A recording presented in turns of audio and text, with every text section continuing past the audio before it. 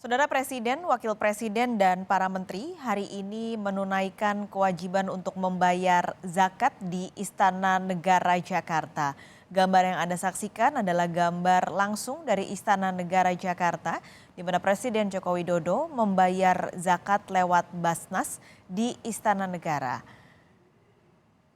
Dalam pidatonya tadi ketika pembukaan acara pembayaran zakat pada hari ini, Presiden menyampaikan pesan bahwa dana zakat ini bisa disalurkan tepat sasaran untuk kesejahteraan masyarakat.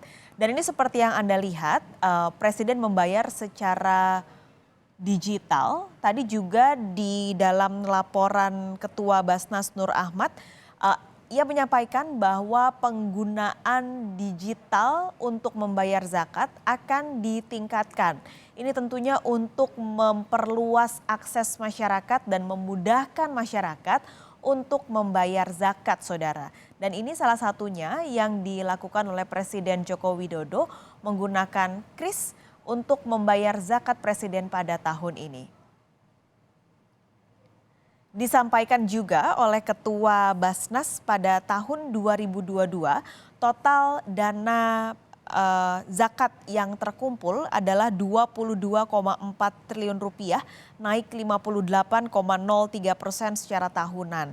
Dan pada tahun ini ditargetkan zakat yang bisa terkumpul mencapai 33 triliun rupiah. Angka 33 triliun dihitung dari rata-rata kenaikan zakat per tahunnya yang dikumpulkan secara total tidak hanya lewat Basnas dengan rata-rata kenaikan mencapai 20-30%.